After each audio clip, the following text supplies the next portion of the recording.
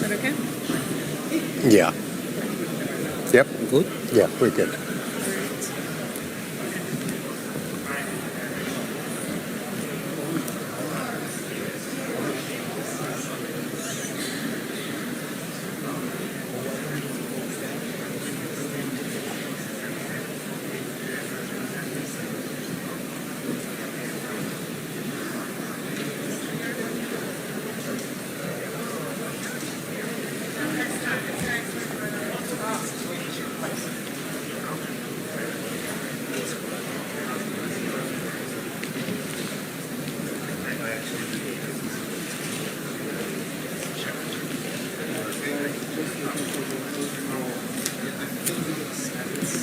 This is small because...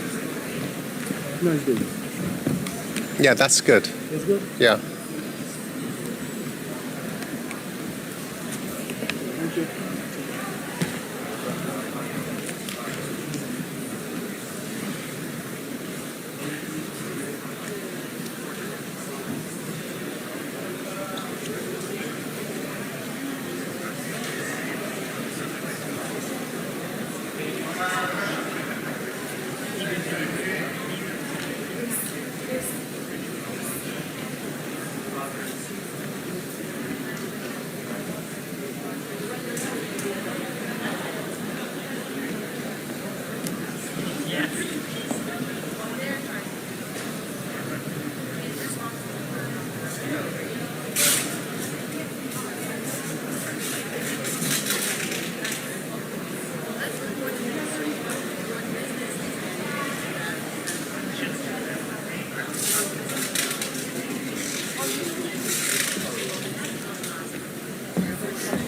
Yes, I think so. I mean, we have everyone.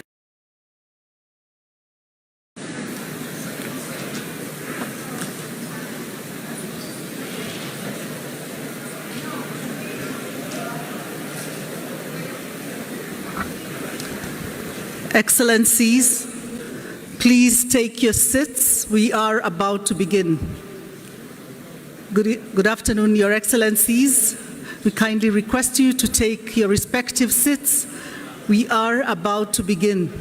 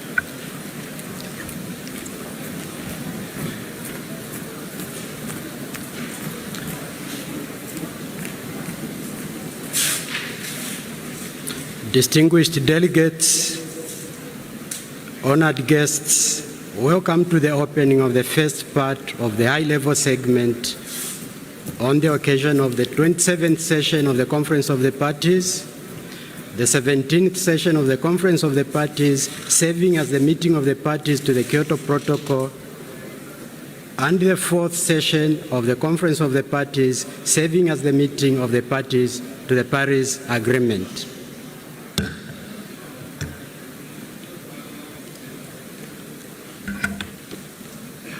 This afternoon, we are honored to have with us Madame Odile Basso, President of the European Bank for Construction and Development. Distinguished delegates, it is now my pleasure to invite the Executive Secretary of the United Nations Climate Change Convention, Simon Steele, to address the plenary. Executive Secretary, you have the floor.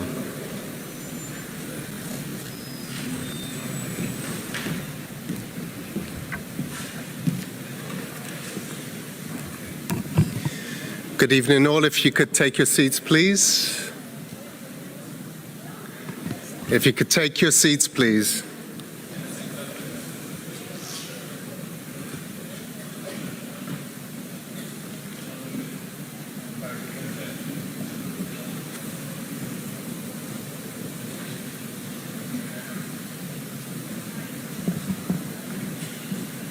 Thank you.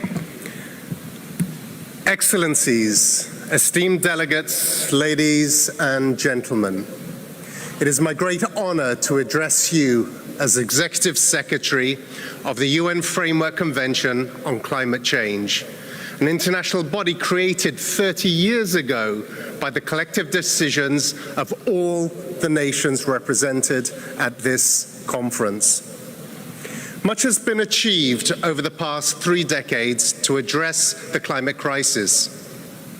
The Kyoto Protocol, the Paris Agreement, countless successive decisions and mandates up to the Glasgow Climate Pact, with the completion of the Paris Rulebook and a clear and balanced set of mandates. But it is my business mind. Proof of progress sits in balance sheets, profit and loss tables, and tangible outcomes. Setting goals and making pledges is nice, but they're useless if they don't come to life. In 2019, global greenhouse gas emissions were 50% higher than in 1990. Without immediate and significant emissions reductions across all sectors, along with adequate support for implementation, it will be impossible to limit global warming to 1.5 degrees or build the necessary resilience to protect societies across the world. Each leader that speaks here today needs to do 3 things. 1, as soon as you finish your intervention, sit down with your team here on the ground and ensure your negotiators know you expect complete consistency between the vision in your address and the positions taken in the meeting rooms. 2, as soon as you touch down back from Sharm el-Sheikh, send an email to your cabinet with the subject line, "How are we strengthening our climate plans this year? Are we on track for implementing them over the next 8 years?" This responsibility is in your hands. We need to see rapid action addressing mitigation, adaptation, loss and damage, finance, and accountability. Change is starting to happen. Policies, regulations, and market instruments are proving effective in many countries, but they need to be scaled up and duly supported and applied more widely and equitably.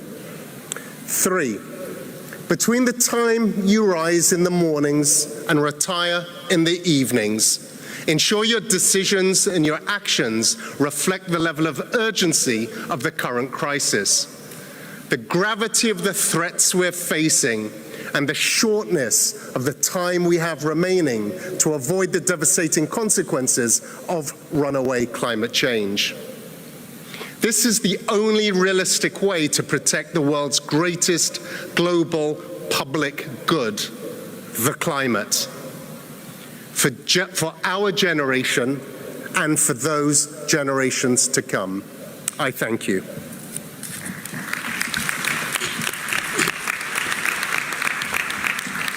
I would like to thank Simon for his statement.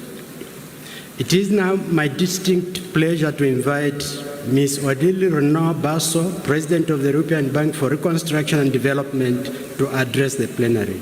Ms. Renaud-Basso, you have the floor. Thank you, President, and congratulations, Simon, on your appointment and on your first COP as Executive Secretary. Excellencies, ladies and gentlemen, I am speaking to you today on behalf of the multilateral development banks in the EBRD's capacity as chair of the MDB's Climate Action Group. Massive wildfires, huge floods, burning heat waves are becoming more frequent, more extreme, and more destructive. Global action to reduce emissions is even more urgent. But just as important is action to adapt to the impact of climate change. As the UN Environment Programme told us only last week, developing countries need 5 to 10 times more finance to close the widening gap of financing adaptation. Meeting these twin demands of mitigation and adaptation is vital to meet the world's development goals, which is to deliver inclusive, sustainable economic growth. MDBs are determined to play their part in accelerating the transition to a resilient net zero world. Yesterday, we released a joint statement setting out our collective ambition to address the climate crisis. And allow me to highlight here today with you our core messages. First, the MDB's systems is the climate finance largest single delivery channel. In 2021, we provided more climate finance than ever before. Together, the MDBs delivered $51 billion to low and middle-income economies, of which more than $17 billion was for adaptation. Just as importantly, the MDBs collectively mobilized $41 billion of private climate finance. But our activity goes well beyond finance, and this is my second message. Creating environments that will generate green investments is at the core of what we do. We will step up support for countries and cities and their long-term planning and help them prepare high-impact projects and programs to realize transformational results. And we will mobilize financing from both public and private sources. We will increase our support for clients so that they can better understand climate risks and build resilient, low-carbon and inclusive infrastructures, cities and businesses. We will help countries to make the most of the economic opportunities this transition brings. And we will increasingly integrate our efforts to address the climate crisis with a growing focus on nature and biodiversity loss. We know that there is much more to be done. MDBs are only part of the solution to the climate crisis. But we, MDBs, are strongly committed to supporting you in your implementation of the Paris Agreement and the Glasgow Climate Pact. Thank you very much.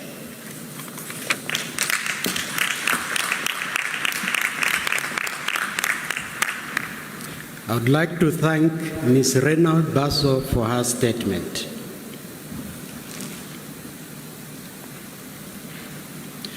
Excellencies, distinguished delegates, this brings us to the end of the opening of the first part of the high-level segment. Please remain in your seats to allow our guests to leave the podium before we begin the delivery of national statements. I wish to bid farewell to Ms. Rano Bazo as she leaves the podium and then proceed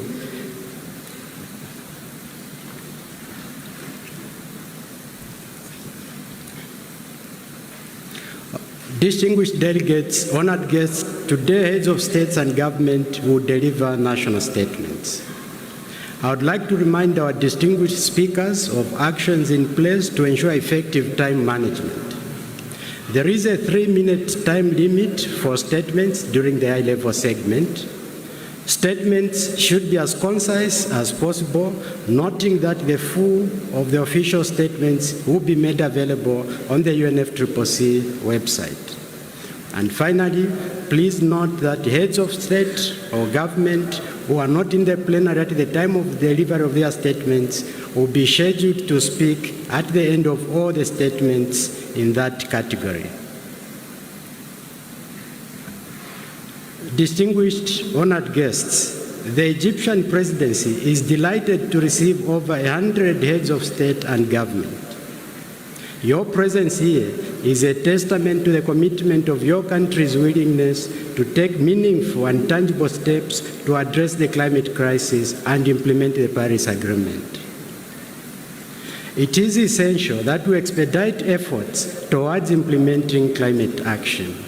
With political will and commitment, we can and must deliver an outcome in Sharm el-Sheikh the world can be proud of. Let us begin.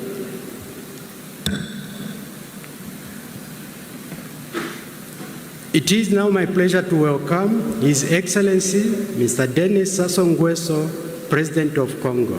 Your Excellency, you have the floor.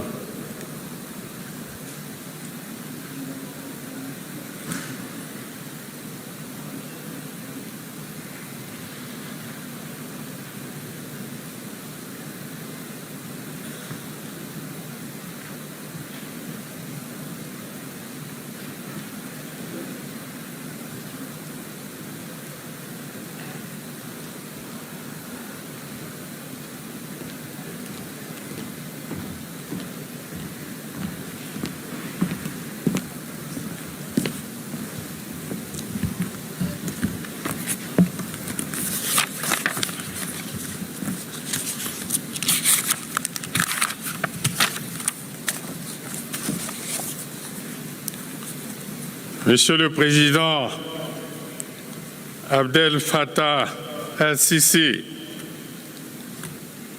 Président de la République arabe d'Égypte,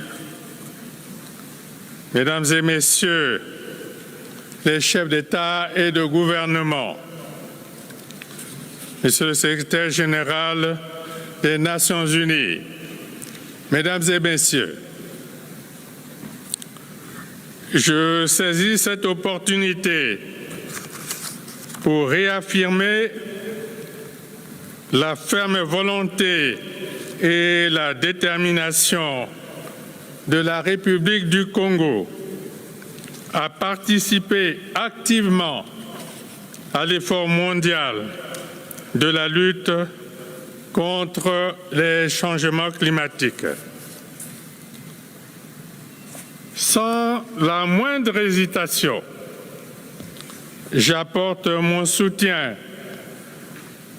au président désigné de cette COP 27, qui est sans doute l'une des plus déterminantes depuis la signature de l'accord de Paris sur le climat en 2015. La COP 27 doit être une COP de l'action. Après tant d'annonces depuis des années et tant de promesses non tenues, le temps est venu de passer aux actes concrets. Il y va de notre crédibilité. Mesdames et Messieurs, la nécessaire survie de l'humanité appelle le respect sans atermoiement des engagements pris et la mise en œuvre d'initiatives efficaces en lien avec la préservation de l'environnement. Face au dérèglement climatique, le reboisement de la planète constitue, sans le moindre doute, l'une des solutions salvatrices les plus pertinentes. Avec un couvert forestier estimé à 220 millions d'hectares, soit environ 6% de la surface forestière planétaire et 10% de la biodiversité mondiale, le bassin du Congo constitue la deuxième région forestière tropicale dense et humide après l'Amazonie. Les études estiment qu'il est peut-être le dernier grand puits de carbone tropical terrestre dans le monde, donnant ainsi une importance vitale à ces forêts dans la lutte mondiale contre les changements climatiques. À lui seul, le bassin du Congo capture plus de 30 milliards de tonnes de gaz carbonique, soit l'équivalent de 3 années d'émissions cumulées de l'ensemble de nos pays. C'est à ce titre que conserver et protéger nos forêts est devenu une urgence qui nous engage tous à faire un choix politique décisif et d'exprimer notre solidarité avec le reste de l'humanité. Il convient de rappeler que la République du Congo a très tôt pris conscience de l'absolue nécessité de protéger, de reconstituer et d'étendre son couvert forestier. Depuis 40 ans, l'ensemble de notre population est ainsi invitée à planter un arbre dans le cadre de la Journée nationale de l'arbre, célébrée dans notre pays le 6 novembre de chaque année. C'est ce type d'action volontariste, jointe à un code forestier rigoureux, qui nous a permis de maintenir l'un des taux de déforestation le plus faible au monde. C'est dire que cette COP s'ouvre à une date symbolique. Et hier, avant de quitter mon pays, j'ai accompli avec l'ensemble du peuple congolais le devoir citoyen de planter un arbre. Ce devoir de portée universelle traduit la haute conscience de la population, dont le rôle n'est plus à déterminer dans la lutte contre le réchauffement climatique. Au regard de cette expérience salutaire venue de la République du Congo et pour un monde plus sûr et plus juste sur le plan environnemental et climatique, je lance du haut de cette tribune l'appel solennel à l'instauration d'une décennie de l'afforestation qui obligerait l'humanité à inverser le cours actuel de destruction de nos forêts. Bien plus qu'une solution, il s'agit d'un impératif de raison, l'afforestation apparaissant comme un réel cri de cœur qui nous interpelle tous. Et je vous remercie.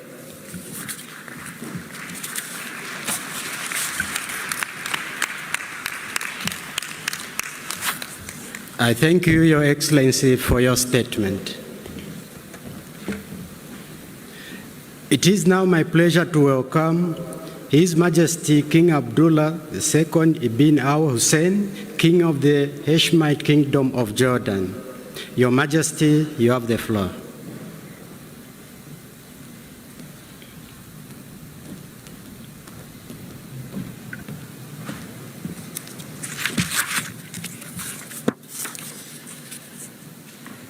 بسم الله الرحمن الرحيم. أخي فخامة الرئيس عبد الفتاح السيسي, Mr. Secretary General, Mr. President, my friends, يسرني في البداية أن أتوجه بالشكر والتقدير إلى أخي فخامة الرئيس عبد الفتاح السيسي وجمهورية مصر العربية الشقيقة حكومة وشعبا على حفاوة الاستقبال وحسن التنظيم لهذه القمة الدولية المهمة. Our meetings here carry forward 30 years of progress in the fight against climate change. Consensus has grown, goals have been set, yet the lethal dangers have been growing even faster. Every country is paying the price, and especially so in the developing world. COP27 now has an urgent task to kickstart a new level of climate action, transformative action that can achieve tangible results faster and more effectively. This is Jordan's commitment. Climate change is no stranger to us. We share similar climate threats with the entire region. Our rainfall average has dropped by almost half its levels over the past 5 decades, while the water share per capita fell by nearly 80%. The Dead Sea water levels are declining by 3 feet per year. Just around 7% of the water now flows in the Jordan River, compared to its historic average. Oases with rich biodiversity have disappeared within a few decades, while climate change and zero-sum policies are raising concerns for the future of the Nile and the historic rivers of Mesopotamia. In Jordan's case, rising temperatures and water scarcity have put heavy pressure on our limited resources strained further by unnatural population growth driven by the massive influx of refugees. The UN has recognized that global refugees and their hosts are among the most vulnerable to climate change. So to address this crisis, Jordan has put forward a climate refugee nexus initiative. It will prioritize support for host countries that bear the brunt of climate change. And I hope you will join us in endorsing this initiative. My friends, destructive climate change does not have to define our future. Today we have more expert knowledge, better practical tools, and more targeted approaches than ever before. The opportunities are immense if we will grasp them. Let me briefly touch on 2 important drivers of success. First is close integration between climate change action and economic development. This holistic approach reflects a basic reality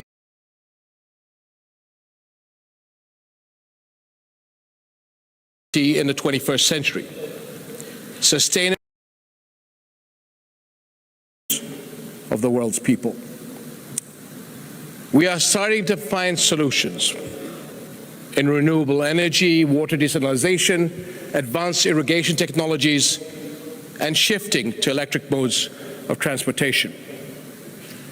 Today, Jordan's Green Recovery Program goes hand in hand with our economic modernization vision. We are making the most of our country's significant solar and wind resources. Jordan is a leader in the region in clean energy production, with 29% of electricity powered by renewables. And we plan to reach 50% by 2030. In the meantime, Jordan has boosted our contribution to greenhouse gas reduction to double our 2030 goal. And across our economy, green-focused partnerships are set to create new jobs for a future of hope.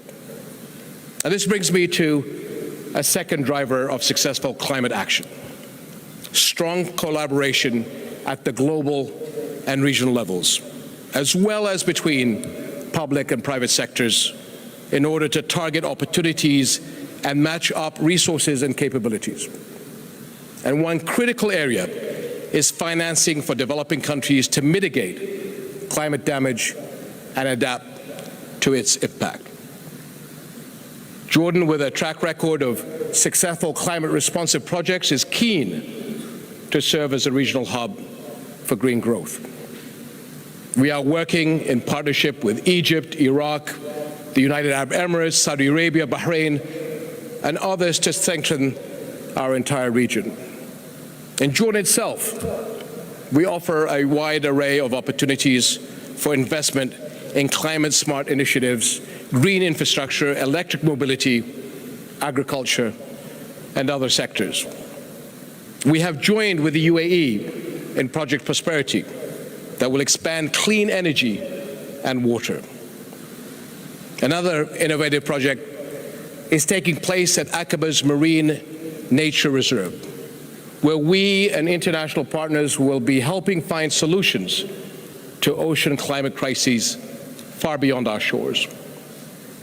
And let me mention one more cause close to Jordan's heart: the urgent call to save World Heritage sites endangered by climate change. The Dead Sea and the sacred Jordan River are treasures of the past and legacies for our future. Our generation must not be the broken link. My friends, good or bad, the world's climate is indivisible. So must we be. In the fight for life on Earth, no one is a bystander. Every contribution counts. COP27 has brought us together to link forces and stand our ground. We are at the beginning of a long, challenging, and urgent transformation. There may be difficult choices to make, but we need to make them while we can. So let's do so together as a region and as an international community, and achieve the green, resilient, and just world our people deserve.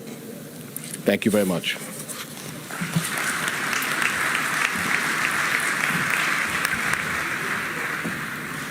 I thank you, Your Majesty, for your statement. It is my pleasure to welcome His Excellency Mr. Ali Bongo Ndimba, President of Gabon. Your Excellency, you have the floor.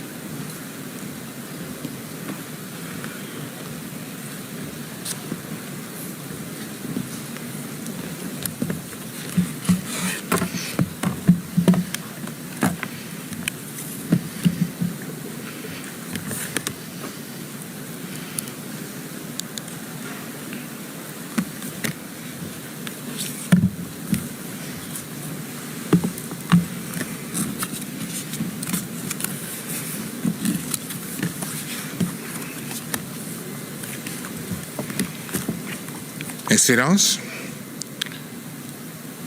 Mesdames et Messieurs les chefs d'État et de gouvernement, Mesdames et Messieurs, je tiens tout d'abord à adresser tous mes remerciements à mon très cher frère, Son Excellence M. Abdel Fattah al-Sisi, président de la République d'Égypte, pour l'organisation réussie de la 27e conférence des parties sur les changements climatiques. Un an après Glasgow et à quelques semaines avant la COP sur la biodiversité, la COP 27 se tient à un moment crucial pour l'avenir de notre planète. Excellences, Mesdames et Messieurs, à Glasgow, nous avons constaté le gap considérable entre nos actions et nos engagements. Et c'est ici que nous devons rectifier cela. Sur la question cruciale du financement de l'action climatique, 13 ans après Copenhague, il est désormais temps de voir respecter la promesse de soutien des politiques climatiques des pays en développement à hauteur de 100 milliards de dollars par an.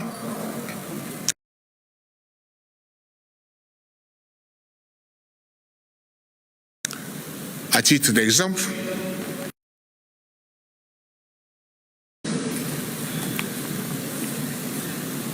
c'est ceci pour financer notre adaptation au changement climatique, notre juste transition énergétique et économique, et pour récompenser nos efforts de séquestration nette de carbone.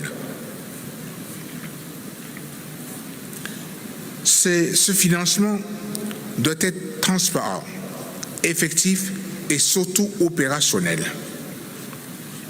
Malheureusement, la réalité sur le terrain en est très éloignée et l'Afrique consacre jusqu'à 9% de son PIB à la lutte contre le changement climatique. Cette question a été débattue au Gabon et dans le cadre de la Semaine africaine sur le climat, qui a réuni près de 2500 participants et dont je me fais aujourd'hui le porte-parole.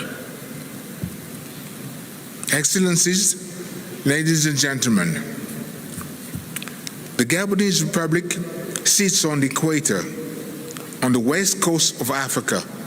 The tropical rainforests of the Uruguay Basin cover 88% of our country. As a result of 5 decades of strong forest governance, our deforestation rate has constantly remained well below 0.5%, and we are probably the most net carbon positive country on earth. Since I made a strong commitment to fighting climate change in Copenhagen, we have absorbed almost 1.5 billion tons of carbon dioxide from the atmosphere. As stated in our second NDC, Gabon has committed to remain carbon neutral beyond 2050. In addition, subject to investment in our forests and appropriate carbon payments, we hope to continue absorbing over 100 million tons of carbon dioxide per year.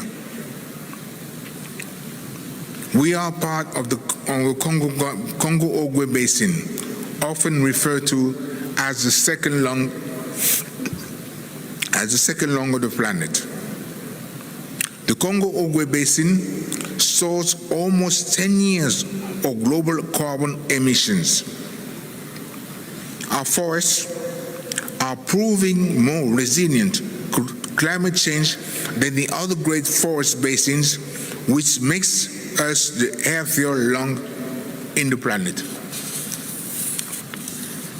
Despite Gabon's high forest low deforestation status, over the last decade, we have reduced our forest carbon emissions by 90 million tons, resulting in the recent validation by the UNFCCC of our REDD Plus credit. This makes Gabon one of the Red Plus pioneers in Africa, and was evident during the Africa Climate Week that the eyes of the continent, and indeed the developing world, are focused on the efforts to commercialize these credits.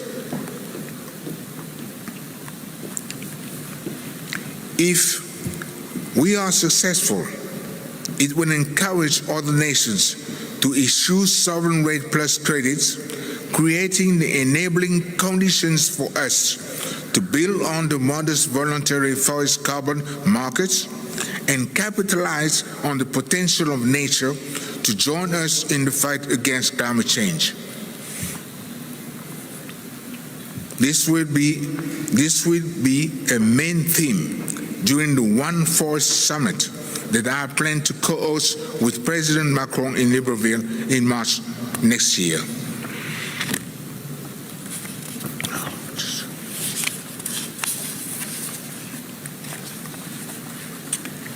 If every nation focuses on its ability to fight climate change by reducing industrial emissions, optimizing its agriculture, technological innovation, and harnessing the potential of our ecosystems to absorb blue and green carbon, just as we did with COVID-19, we can come together and find solutions rather than differences. Thank you very much.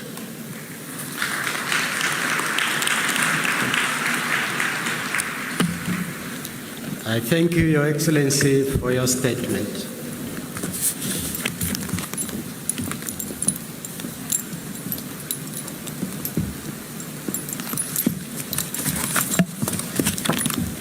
It is now my pleasure to welcome His Excellency Mr. Waver John Charles Ramcloan, President of Seychelles.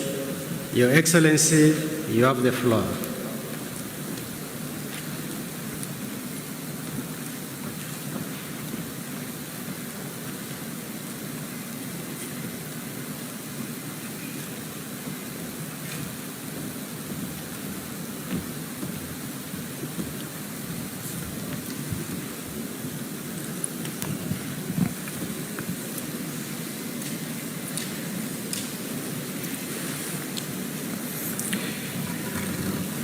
Mr. President, Excellencies, distinguished guests, ladies